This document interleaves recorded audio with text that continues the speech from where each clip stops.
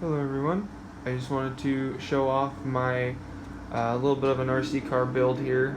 I basically will call it a budget build for myself. Um, I went with, I was looking up a bunch of RC cars and was trying to find a decent rock crawler. Well, all the rock crawlers out there about $200 to $400 to get a pretty decent one. So my dad actually got me looking at one of these. This is a Redact Everest 10, and these run about $160.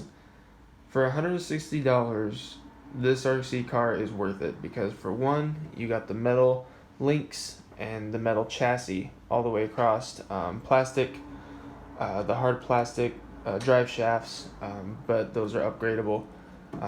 For $160, you get all this stuff, which you don't usually get for that price. So that is one thing I noticed, and was a good purchase. Same with the steering columns and everything. Steering links, all metal, all aluminum. So I looked at this crawler for a while and finally got it. I bought it off of Amazon. It was about $160. For what it comes with, it usually comes with a Lexion body. I didn't really like it because it didn't really look realistic to me. It kind of looked like a Ford truck-ish, but not completely. So one of the first upgrades I did was the body. I went with a Tamiya hard body Toyota Tundra and painted it blue and a little bit of the sparkle metal flake in it. So that was one of my first upgrades I did with this truck. My second upgrade was I was trying to look for shocks, and the shock placements are originally here or up here and down to the axle. So with that, this chassis is designed to get as much flex out of the truck as possible.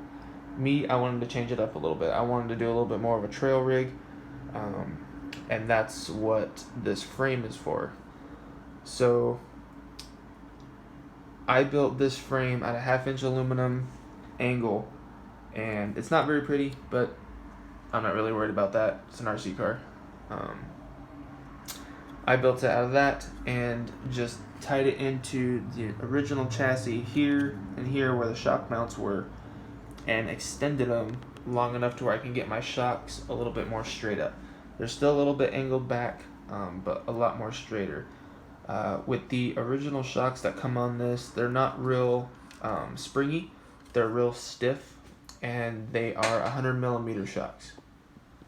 So what I did is I upgraded my shocks to a 70mm height, which doesn't give it a whole lot of flex.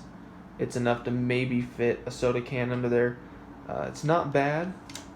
It's good for trail riding. I wanted to get it a lot lower because with these trucks, I've noticed is very top heavy.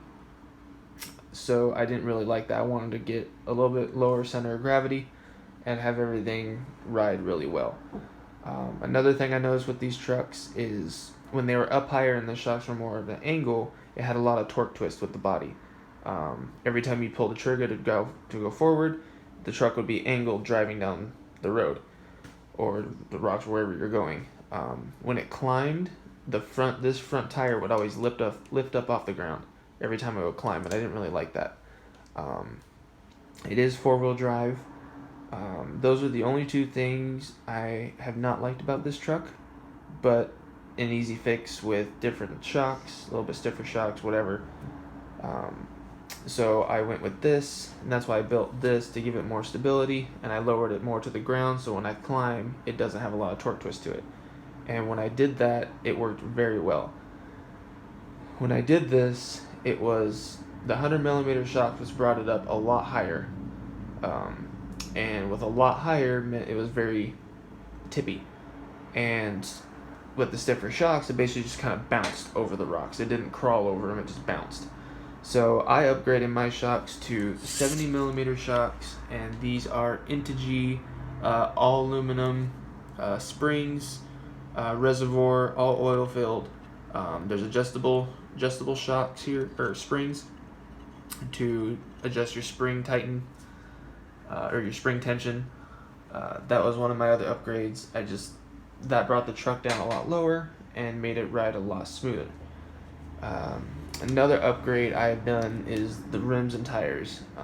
With this truck, I've liked as well that it comes with. This is actually the original tire here that comes with it, and they're original bead locks, so that's good. They have a little bit of a hole in them, which I didn't really like. That'll allow water to get in here and ruin your foams, because this truck is waterproof. So I went with these bead lock tires and rims, and these don't have any air like this one does. So I like these a lot better. They're a little bit more. They hold together a little bit better.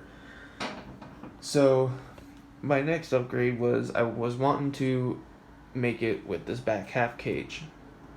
So I went and bought this off Amazon. This is a Proline back half cage. I bought this for about $55. And with this body, it didn't fit, as you can tell. It was too big.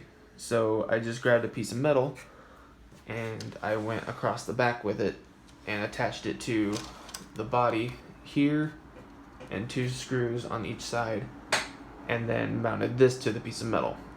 It's a little bit wider, which doesn't really bother me too much, but that's how I got this back half cage on, because this truck was not built for this. There are a lot more upgrades out there that do a lot better than this. This is just what I came up with because I'm cheap, and I wanted it because I wanted the spare tire. So, and I think that's pretty much it of what I've done. I haven't upgraded the motor yet down here. I don't know what turn this motor is, but it's not fast at all. That motor is basically made for more torque than speed, because like I said, this is a crawler. My next upgrades will be, front bumper lights. You can get a window insert here, and also the inside insert for steering wheel, seats, all that kind of stuff. This truck comes with a 2000 milliamp battery.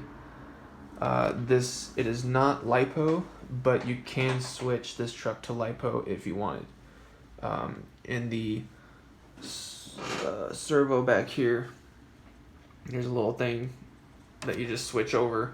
You move it one little notch over and you can run LiPo batteries in this, which I eventually will at some point, because the 2000, and I will upgrade from a 2000 to like a 3 or 5000.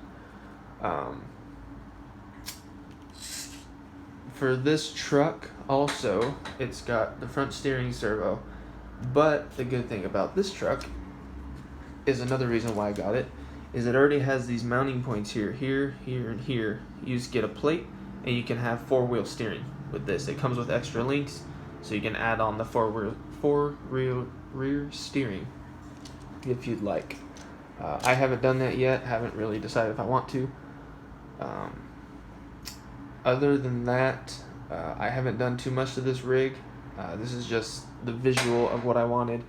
Eventually I might get stuff to cover all of this up down here, so you don't really see this, at least in the front. And yeah, that's pretty much my rig here. For a starter rig, I really like this. It has done very well for me. And like I said, it's $160, and you can't beat the price. It's really good. It does really good in the wintertime. It is waterproof, everything. I've tried it. And yeah, that's pretty much it. I just wanted to kind of show you guys my Redact Everest 10 rock crawler. Sorry, this video is new. I don't really do YouTube a lot, so that's kind of what we got.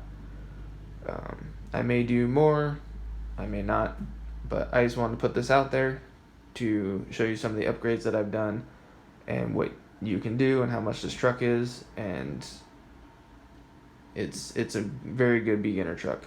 If you look up more videos which give a lot more information than me, you can go look at those guys, and they'll give you reviews and stuff on it and what they've done as well. And hopefully you get into RC at some point.